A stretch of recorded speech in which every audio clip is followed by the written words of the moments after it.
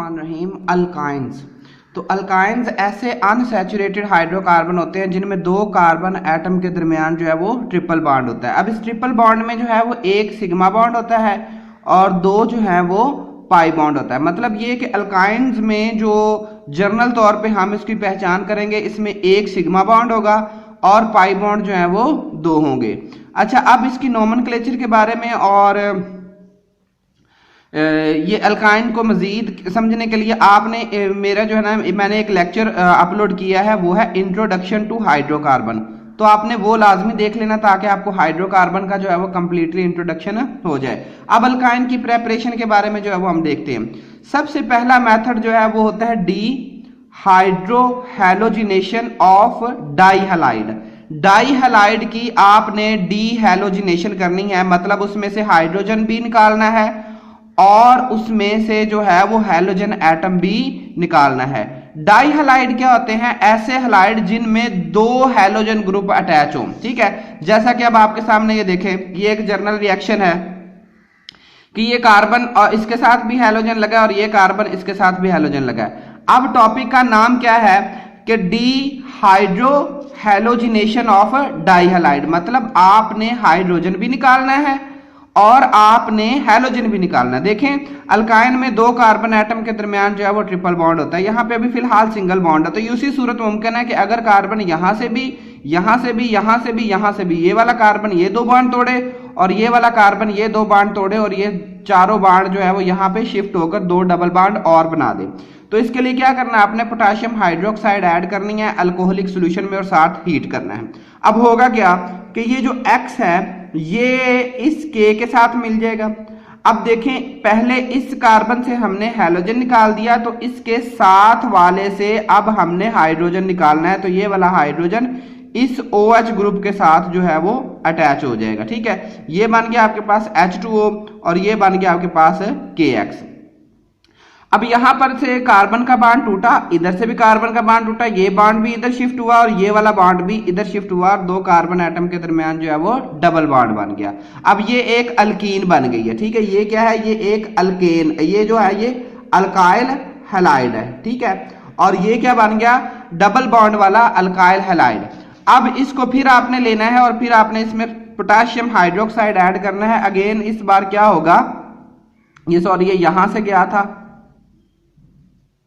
और ये वाला जो है वो यहां से शिफ्ट हुआ इसके पास। अच्छा, अब यहां पे अब ये दूसरा जो है वो ये हैलोजन इसके पास चला जाएगा, ये हाइड्रोजन जो है ये इसके पास चला जाएगा, ये वाला बॉन्ड भी इधर शिफ्ट हुआ, ये वाला बॉन्ड भी इधर शिफ्ट हुआ और दो कार्बन एटम के दरमियान क्या बन गया? हमारा ट्रिपल बॉन्ड। तो ये हमारे पास क्या बन गए? हमारे जनरली अल्काइन बन गए, साथ KX और साथ वाटर का मॉलिक्यूल। अब आप एग्जाम्पल को देख लें यहाँ पर कि हमने यहाँ पे ली है, इसका नाम जो है, इस कंपाउंड का नेम है 1,2 डाई ब्रोमो इथेन।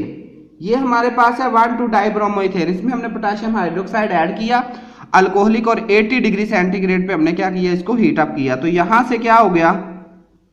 Br गया और यहां से एक हाइड्रोजन निकला और वो इस OH के साथ मिलकर बना देता है H2O और ये हमारे पास जो है ये बन जाता है विनाइल ब्रोमाइड। अब ये जो विनाइल ब्रोमाइड बना है इसमें आपने फिर पोटेशियम हाइड्रोक्साइड ऐड कर देनी। इस बार यहां से जो है वो हैलोजन एटम जाएगा और यहां से एक हाइड्रोजन और निकल जाएगा और इस OH के साथ मिलकर जो है वो वाटर और KBr बन गए।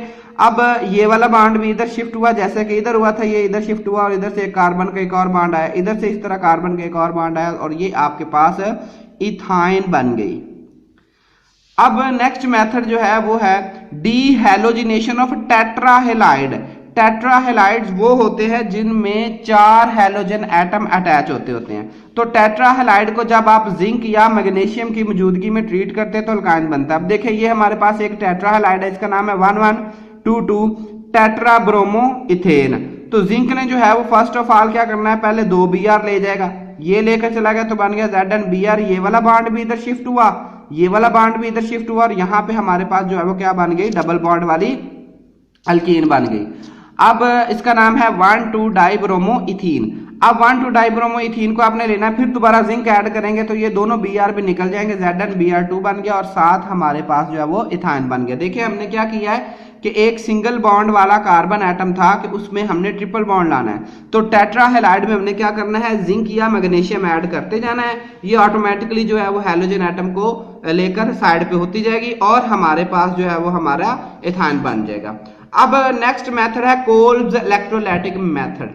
इसके नाम से तो ये साइंटिस्ट था कोल्ब्स जिसने ये इलेक्ट्रोलाइटिक मेथड इंट्रोड्यूस करवाया। इसने ना सिर्फ अल्केन बनाई, फिर उससे अल्कीन बनाई और अब जो है वो हम इससे अल्काइन भी बनाएंगे। तो when aqueous solution of sodium और potassium salt of unsaturated dicarboxylic acid are electrolyte they give alkynes. कि जब आपने अनसैचुरेटेड डाइकार्बोक्सिलिक एसिड लेने, डाइकार्बोक्सिलिक एसिड कौन सा होता है जिसमें C डबल हो, ये वाला ग्रुप जो है वो, यानी कि ये COOH वाला ग्रुप हो ना, तो उसको हम कहते हैं कार्बोक्सिलिक एसिड। जिसमें दो होंगे तो डाई कार्बोक्सिलिक एसिड। तो जब हमने इसका साल्ट बना लेना, जैसे कि यहाँ पे ये हमने पोटाशियम का साल्ट बनाया हुआ है, इसको अब आपने वाटर के साथ रिएक्ट करवाना है और इस पूरे प्रोसेस में आपने इलेक्ट्रिसिटी यूज करनी है। आपके पास इथाइन बनेगा, कार्बन डाइऑक्साइड बनेगा, पोटाशियम हाइड्रोक्साइड और साथ हाइड्रोजन गैस जो है वो खारिज होगी। अब मैकेनिज्म हम देखते हैं, मैकेनिज्म क्या होता है, मैकेनिज्म एक रूट होता है जिससे एक रिएक्शन जो है वो प्रोसेस ऑफ कंप्लीशन में जाता है। तो मैकेनिज्म में सबसे पहले आपने साल्ट लेना है, इसको आपने वाटर में ऐड करना है और इसकी हाइड्रोलाइसिस करवाने के बाद इसको आयंस में चेंज कर लेना है। याद रहे पहला स्टेप ये आयोनाइजेशन है। आयोनाइजेशन हमेशा रिवर्सिबल होता है, मतलब ये रिएक्शन फॉरवर्ड और रिवर्स दोनों डायरेक्शन में जा सकता है। तो आपके पास दो पोटाशियम के आयन बनेंगे और साथ जो है वो आपके पास नेगेटिव फॉर्म में जो है वो साल्ट का जो है वो नेगेटिव एनायन बन जाएगा। अब इस एनायन को क्या करना है, आपने इस एनायन को एनोड पे लेकर जाना और वहां पर इसकी इलेक्ट्रोलाइसिस करवानी है। मतलब इसकी एनोड पे जाके इलेक्ट्रोलाइसिस होगी। इसमें से जब आप बिजली पास करेंगे तो ये वाले जो इलेक्ट्रॉन है ये लीव कर देंगे यहाँ से ऑक्सीजन से और यहाँ पे दो इलेक्ट्रॉन निकल जाएंगे और ये वाले जो ऑक्सीजन है ये रेडिकल फॉर्म में बन जाएंगे। अब ये जो रेडिकल होते हैं दे आर हाईली अनस्टेबल, ये बहुत ज्यादा अनस्टेबल होते हैं। तो फिर क्या करेंगे ये कि ये यहाँ पर अपना जो है वो बॉन्ड पूरा करने की कोशिश करेंगे। जब ये यहाँ पर इधर शिफ्ट होंगे रेडिकल अपना बॉन्ड पूरा करने के लिए, तो इसका रिजल्ट क्या होगा कि ये वाला कार्बन इधर से भी और इधर से भी बॉन्ड तोड़ देगा और यहां पर आप देखें ये एक CO2 का मॉलिक्यूल, एक ये CO2 का मॉलिक्यूल बनता है और इस कार्बन का जो बॉन्ड इधर था अब वो इस तरफ शिफ्ट हो जाएगा और इन दोनों के दरमियान जो है ट्रिपल बॉन्ड बन जाएगा। ये आपके पास बन जाएगी इथाइन और साथ जो है वो कार्बन डाइऑक्साइड बन जाएगी। अच्छा, एट कैथोड, कैथोड पे अब क्या होगा, कैथोड पे ये जो आपने इलेक्ट्रॉन हमने शुरू से निकाले थे ये आयोनाइजेशन प्रोसेस में, ये अभी पीछे मैंने बताया भी है, तो यहाँ पर ये वाला इलेक्ट्रॉन है, ये जो वाटर का मॉलिक्यूल जो हम हाइड्रोलाइज के लिए इस्तेमाल कर रहे हैं, तो ये उस वाटर के मॉलिक्यूल के साथ मिलकर क्या करेगा, उसको एक तो हाइड्रोजन गैस में चेंज कर देगा, साथ हाइड्रोक्सिल ग्रुप बना देगा। देखिए असल में हुआ क्या है, ये है H2O, हम इसको ऐसे लिख लेते हैं, ठीक है। तो जब ये दो इलेक्ट्रॉन आए तो क्या हो गया, इन्होंने यहां से बॉन्ड तोड़ा और ये दोनों ने इलेक्ट्रॉन ने इन हाइड्रोजन पे अटैक करके इन दोनों को मिलाकर बना दिया H2 गैस और साथ जो है वो दो हाइड्रोक्सिल ग्रुप बन गए।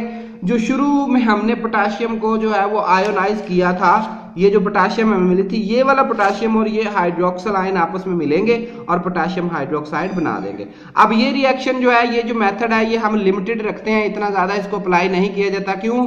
क्योंकि इसमें हमने एक तो हमें पास, अब इसी रिएक्शन को ले लेना, तो हमारे पास जो है वो बनी है इथाइन। इथाइन हमने बनानी थी, साथ कार्बन डाइऑक्साइड बनी, साथ पोटाशियम हाइड्रोक्साइड बना, साथ जो है वो H2 बना। तो ये बाई प्रोडक्ट होते हैं। तो बाई प्रोडक्ट ऐसे प्रोडक्ट होते हैं जो प्रोडक्ट आप बनाना चाहते हैं उनके अलावा जो बनते हैं, तो ये बाई प्रोडक्ट हैं। तो बाई प्रोडक्ट बहुत ज्यादा है। देखिए मॉलिक्यूल हमने एक बनाया, 3 हमें बाई प्रोडक्ट मिल गए, तो इसलिए ये जो मेथड है ये फिर लिमिटेड है। अब इंडस्ट्री में आप कैसे इथाइन को प्रिपेयर करते हैं, आपने जो है सिंपली कार्बन लेना और कैल्शियम ऑक्साइड लेना है, इन दोनों को जो है वो आपने साथ हीट अप करना है, आपके पास बनेगा कैल्शियम कार्बाइड और कार्बन डाइऑक्साइड गैस जो है वो इवॉल्व हो जाएगी। कैल्शियम कार्बाइड को आपने इसकी जो है वो हाइड्रोलाइसिस करवानी। अब ये क्या होगा, यहां पर आपने ये वाला बॉन्ड टूट जाएगा, ये वाटर के मॉलिक्यूल है, एक हाइड्रोजन यहां से इधर जाएगा, दूसरा हाइड्रोजन इसके पास जाएगा, इस कैल्शियम का यहां से भी और यहां से भी बॉन्ड टूटेगा और ये बना देगा कैल्शियम हाइड्रोक्साइड। मतलब कैल्शियम हाइड्रोक्साइड जो है वो 2 OH ग्रुप इस तरह जो है वो इसके साथ अटैच होते हैं, ठीक है। कैल्शियम हाइड्रोक्साइड के साथ ये 2 ग्रुप OH वाले अटैच होते हैं, तो आपके पास कैल्शियम हाइड्रोक्साइड बनेगा और साथ जो है वो आपके पास इथाइन बन जाएगा। शुक्रिया जी। अगर आपको ये मेरा लेक्चर अच्छा लगा हो तो प्लीज सब्सक्राइब माई चैनल जज़ाकल्लाह। अल्लाह ताला आपके और मेरे इल्म में इजाफा फरमाए।